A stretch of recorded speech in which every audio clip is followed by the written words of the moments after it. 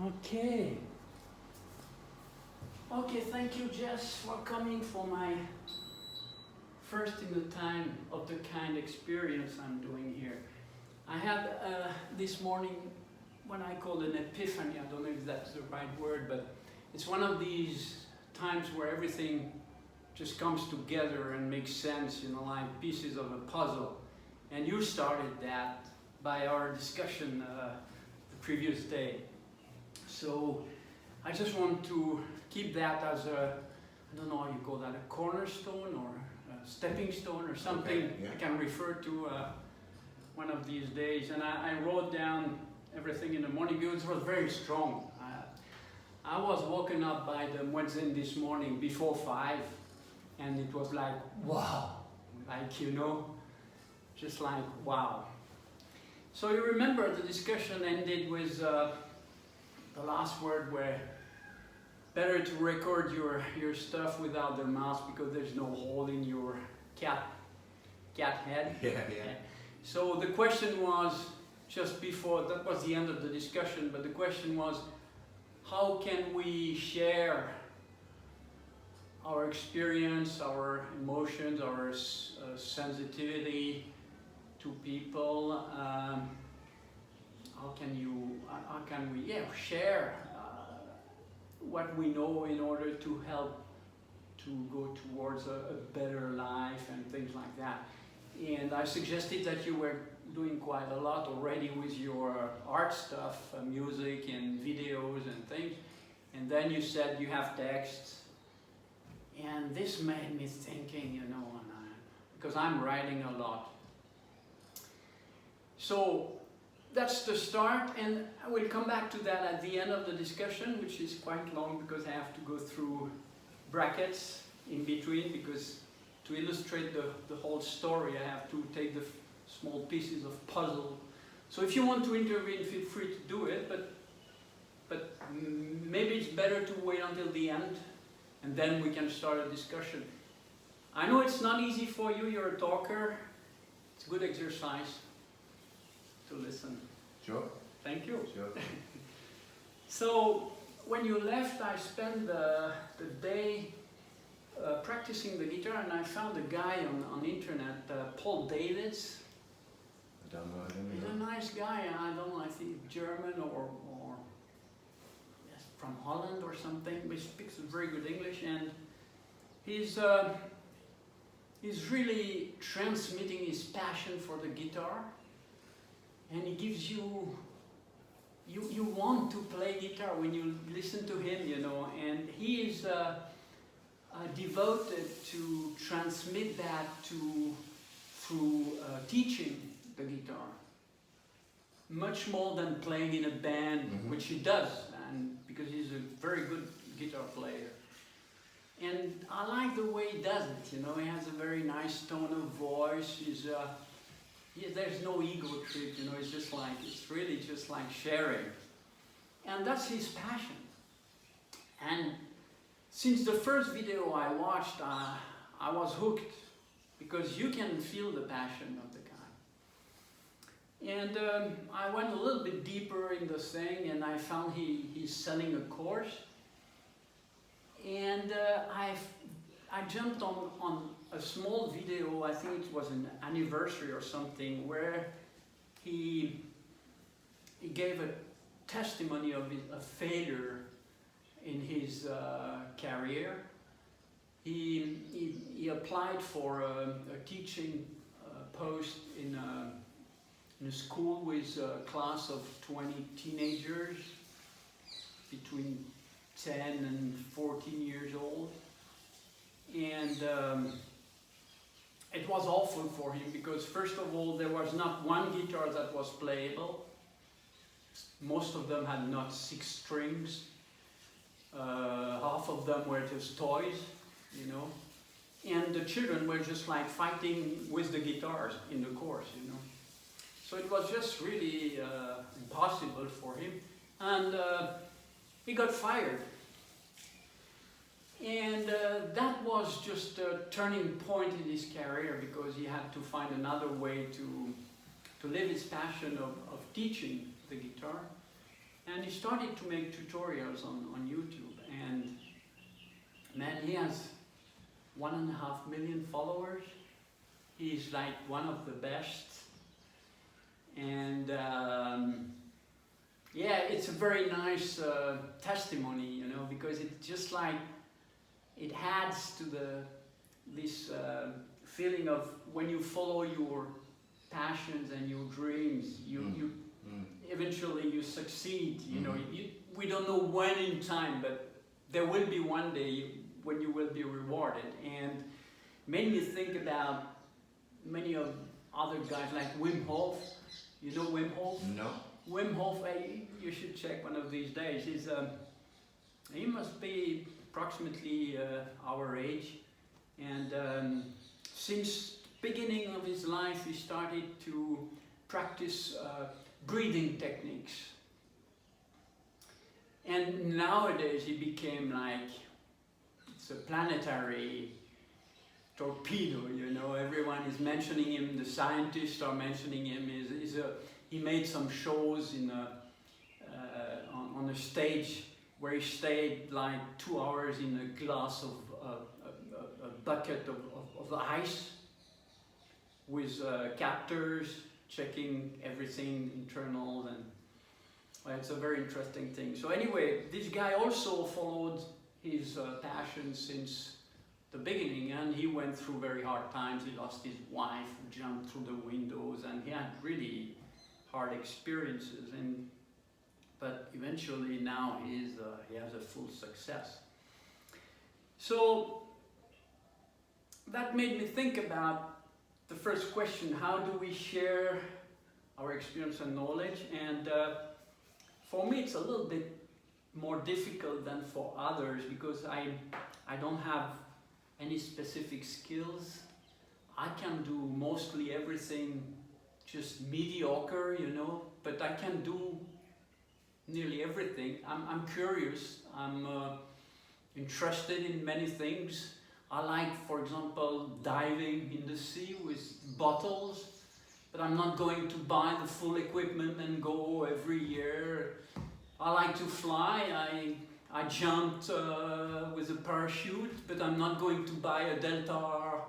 You know, I just like to enjoy things when they come, and so I'm just like average in most disciplines.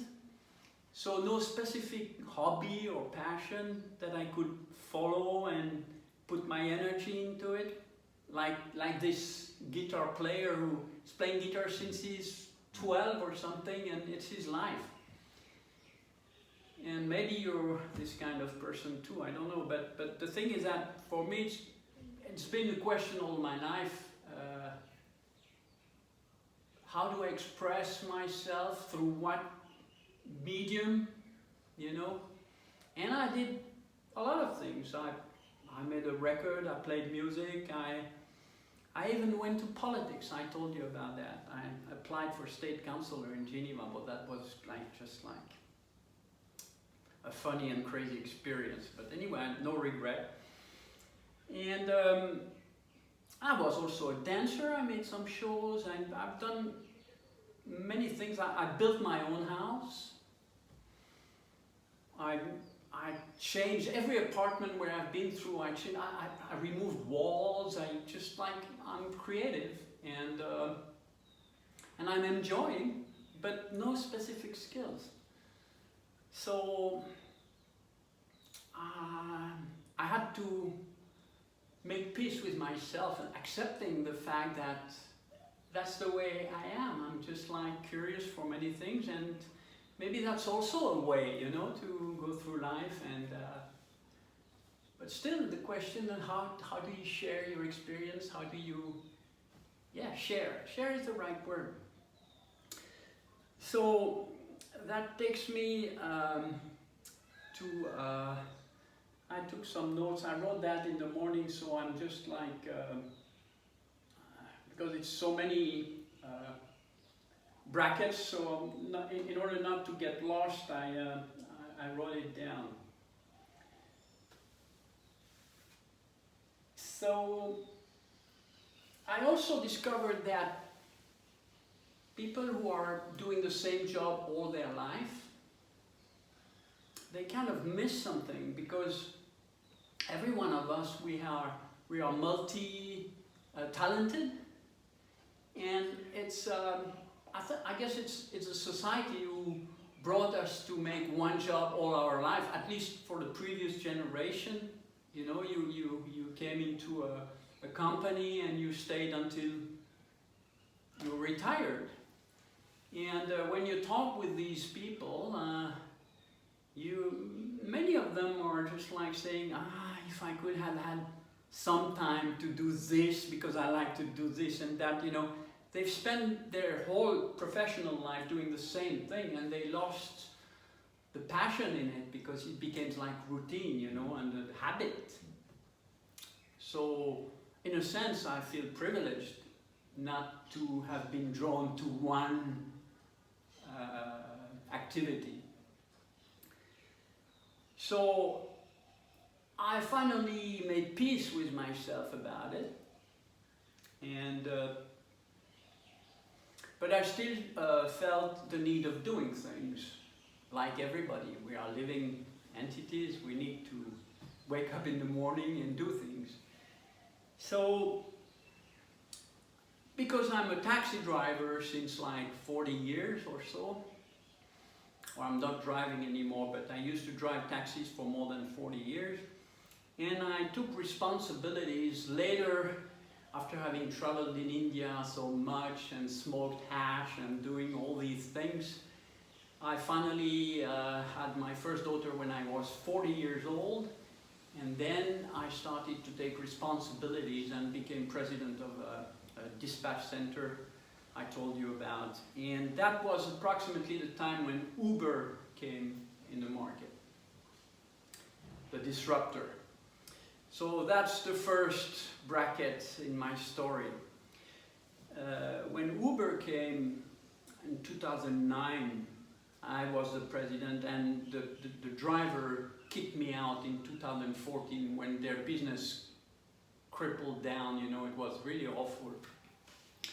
So I guess you're familiar with Uber. I don't have to go through the details, but just to summarize the thing, Uber pretended to be one of these sharing economy actors in the beginning. Now they're called gig economy actors. But in the beginning, they were just tricking people, like saying it's sharing economy. But that's just the opposite. It's a predator economy, because the sharing economy is like getting rid of the middlemen. But they are middlemen by excellence, you know.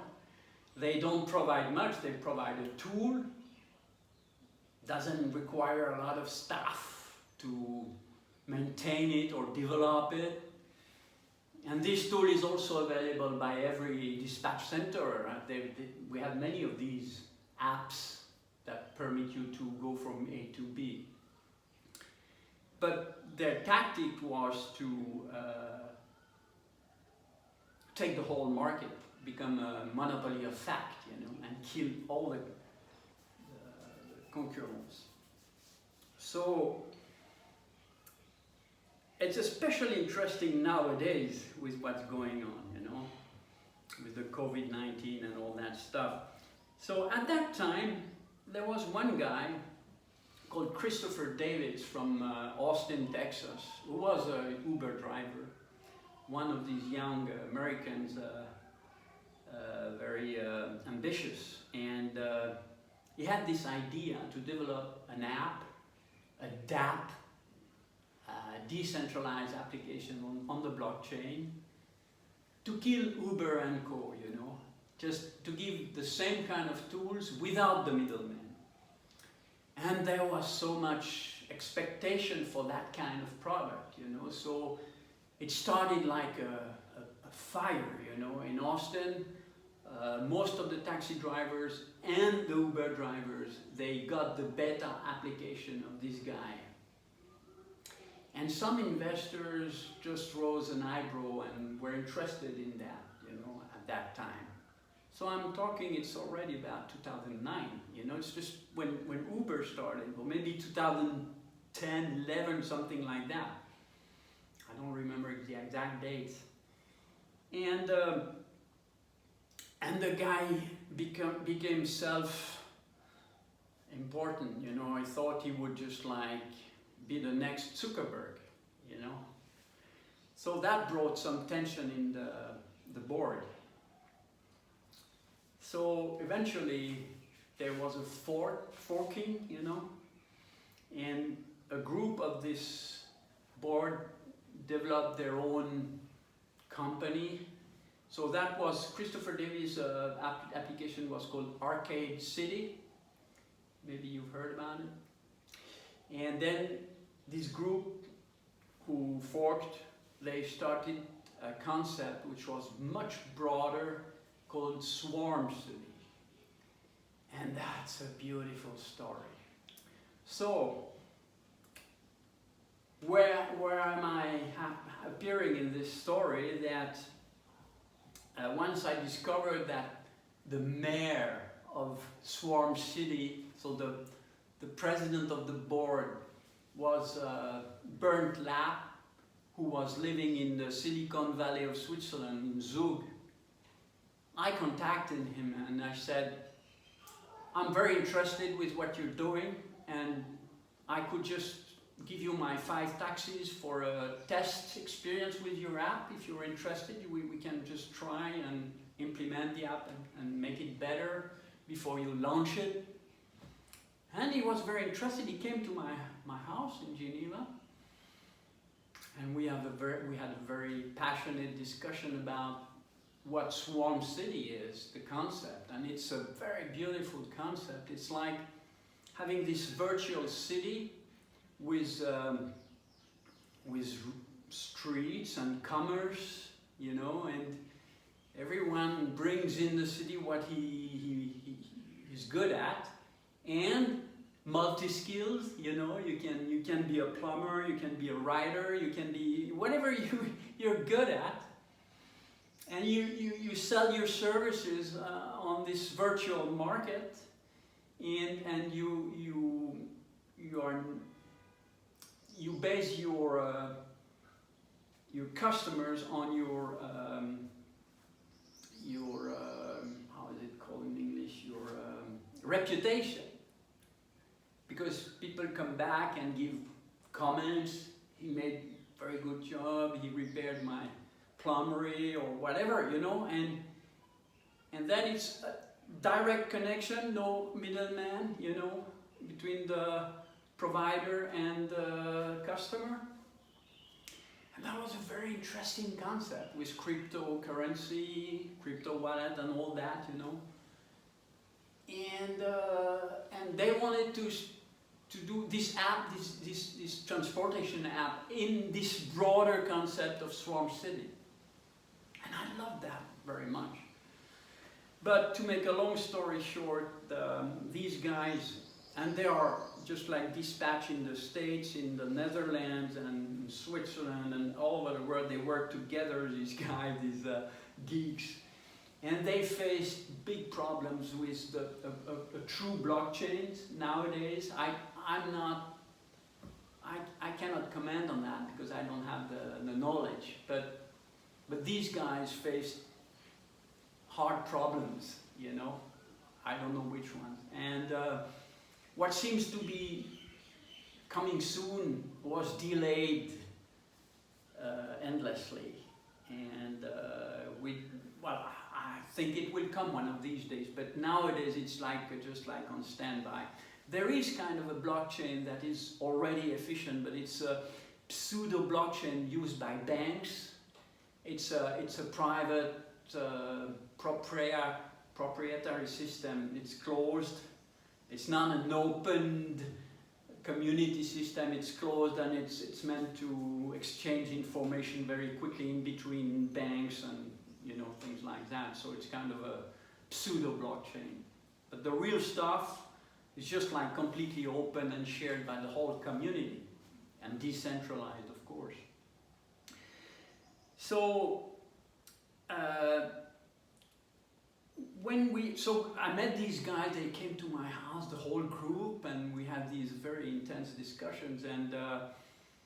And then I had this idea, that came just like a little bit later, thinking, so that's another, in brackets, another piece of the puzzle. I was thinking that among my abilities, and one thing I'm doing quite well is I'm a good talker. I'm very confident in front of a big assembly. You know, I'm not shy. I'm clear. I can digress and come back to the topic. I have a very synthetic mind, and I know this is one of my best qualities. So I thought I could just provide something like we have a radio station. It's called La Ligne du Cœur. I don't know if you've heard about that. You certainly have something like that in England. It's usually late in the night, after 10, people call and they speak about their distress, their anxiety, their pain, and there is this guy listening, you know, and maybe giving some advice, but mostly listening. And they have a huge success with this, you know. So that was one thing, and I thought I could do just like something like that, but not speaking only about distress, but speaking about anything. I mean, just like politics or whatever people feel like talking about. And I would play a role like just letting them talk, not giving advice, but just like letting them talk, because more and more people are alone and they don't even have a person to talk to. And this is my personal experience as a taxi driver for 40 years. In my taxi, people were talking so much, you know, and they felt confident that they would not meet me again in the near future, so they could just, you know. And especially in the taxi, it's quite a special environment because there's things moving around, and you're just like, and you relax in a sofa, you know. And so I thought about this radio station, just like to play this role of facilitator for people to talk, and just putting some fuel sometimes to make them express themselves more. And I even called the director of one of these local radio stations that was one of my companions in school when I was a kid, but he didn't even answer. And then I found on YouTube or something an experience with a Belgian guy, a journalist, who played a fake taxi driver in a car full of cameras, and he was transporting celebrities and filming them. And it's funny, even with quite an artificial environment, I think they staged events outside. The magic worked, you know, like in the taxi. I can tell you because I'm a taxi driver. The celebrities let themselves go in the taxi. Even if it's fake, even if you have the cameras, they even went to a point where some of these celebrities had to ask the guy to remove the video because they said things that they regretted later on, you know. And these shows were very good, you know. And then I said, wow, this is it. I'm going to make an app where you sit in your sofa in front of your computer. You use Google Street View and you make fake taxi ride. You have Google Street View, you use the arrow to look at this window, front, left. You have around, you have the window of the car, you have the driver here, and you make just like this on your screen. And just to describe a little bit the app, it's just like when you go into that, you choose if you want to be a rider or a driver, right? You can choose. So if you're a rider, you come in there and you decide everything. You decide where you want to go. You can visit a city. You can visit Barcelona and you can even make pause and have the description of the building you're looking at, just like a city tour, you know. You can do that. Then you can have a discussion with the driver if you want to, which is, my experience, what made sense as a taxi driver. It was the contact with my customer. It was not bringing them from A to B, although that was the job. But I mean, just even when we were not talking, there was something going on. You know, it's like when you're in an elevator. You know, there's a lot going on. Nobody talks. In a taxi, it's also like that. Okay, you can escape by looking outside and not having a contact with the driver, but still there is something going on. So you can have a discussion with the driver, and the idea behind that is like having fake rides. It's just to put you in a context where you just express yourself, let yourself go, because it's moving, you know. You are moving, you are in a car, you're in front of your computer, but you're moving in a car, and you are thinking differently, you know, like when you're on a motorcycle or a bicycle, your brain functions differently, and helps you to just let go and just say what you have to say. And then came this idea of, you have as many drivers as you want, and as many riders as you want. And if the customer agrees, you can publish the ride and the discussion, so people can have an idea of who this driver is. And everybody can find his own personal coach, you know, just by looking at the experience of the others. And the guy can make a living with it, because if people come again and they're ready to pay something to have a discussion with the guy, you know? Just because what he gives suits to what you need. Instead of going to a psychologist who has all these certificates on the wall, you know, because he made professional formation and show that he is skilled.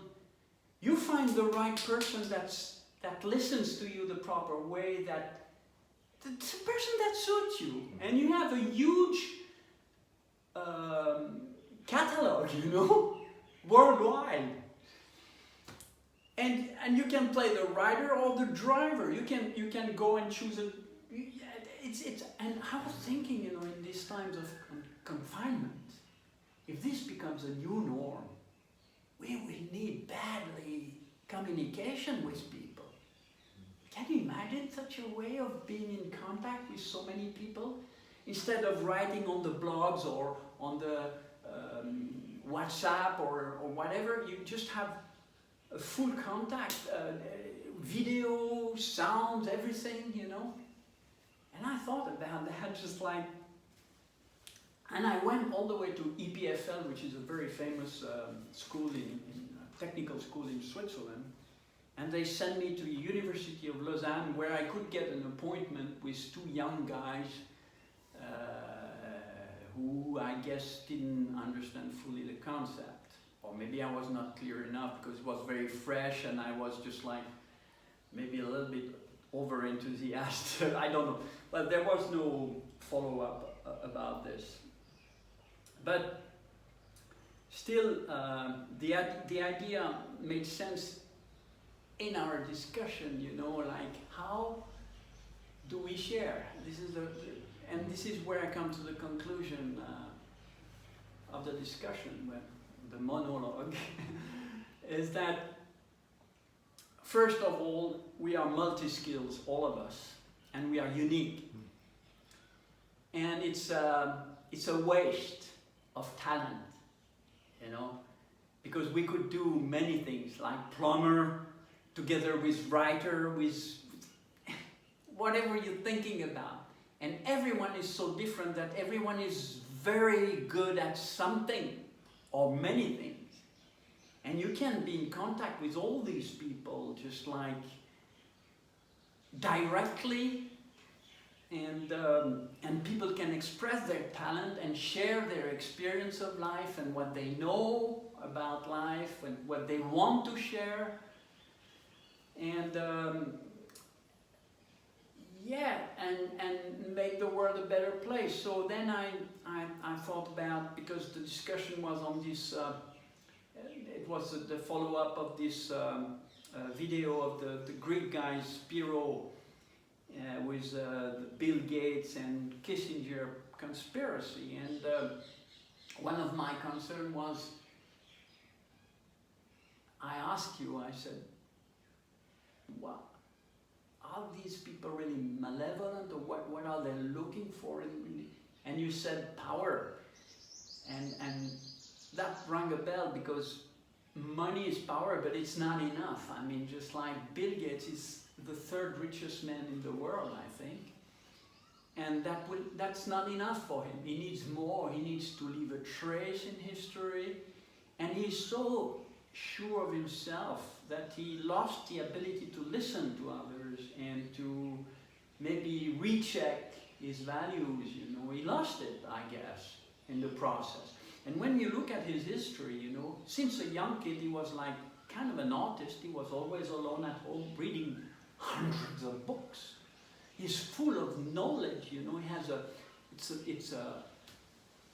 it's a bookstore by himself. I mean, just he ingurgitated so much. And I guess the power also contributed to make him a little bit sick. I mean, you know, power is not something human beings are getting well with, to my experience. You know, any kind of power, even a little power from a small politician, they don't make a good use of it. You know, they're not used to it, and when they get it, they do, and it's overwhelming, and it's I don't know. So I felt like this first question of how do we share, the tools are coming. It's coming. We will be able, all of us,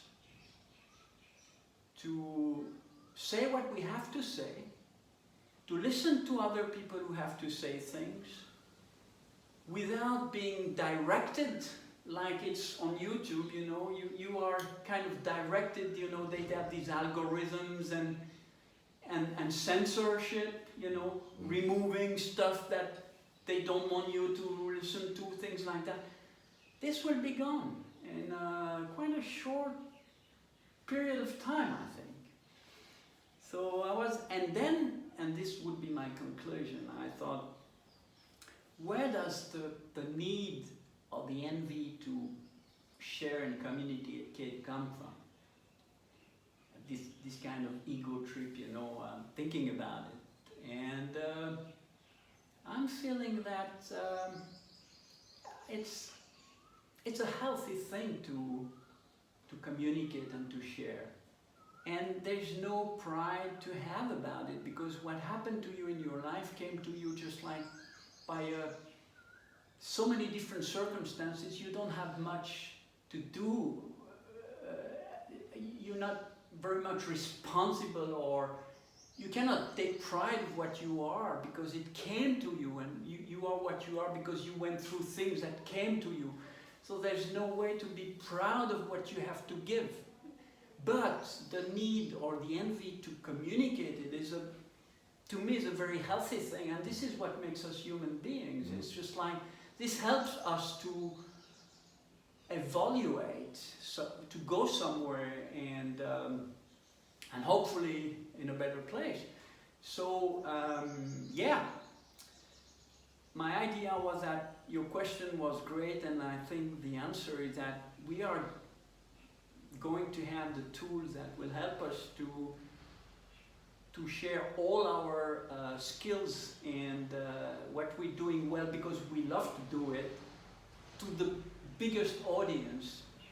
And I want to mention this guy, maybe you don't like him so much, the Brian guy from London, who is a really like kind of an ego thing, you know, because he's like every day he's filming himself with his camera, and he starts by going down and look at his very, I think he's a bodybuilder, you know, and he comes up and he shares his enthusiasm because this guy, like Joe Rogan, like all these guys had to have, I don't know how you call this, platforms, but they had a reasonable success, but now with David Icke, it jumped like to millions, you know, and the guy suddenly, all his life is just like taking,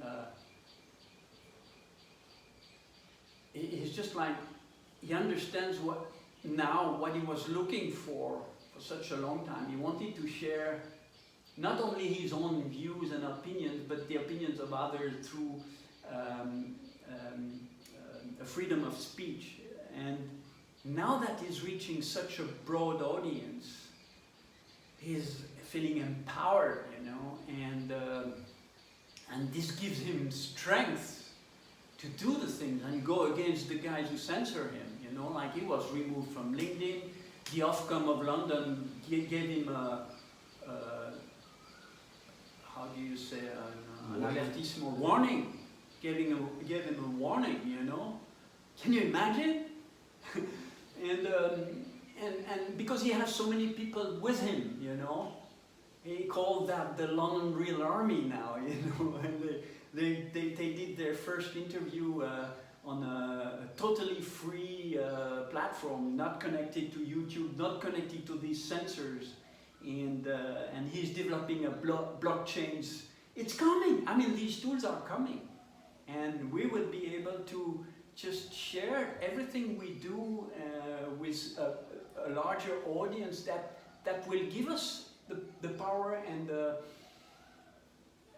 the power to continue and to because this is acknowledgement, you know. It's just like, okay, this guy has something to say. I want to listen to what he says, you know, and or through the discussion help you to adjust your point of view, you know, because it's not a one way, it's not only you just sharing what you have to share, it's also having the return of these people through commentaries, through discussions, and saying, yes, but did you think about this and that, and helps you to, and that's why I feel very enthusiastic, and this came all together because of the muezzin in the morning, you know, just like, thank you for listening. Super. Oh, super. Yeah. Turn it off because like sort of yeah, like I like what I, you know, I don't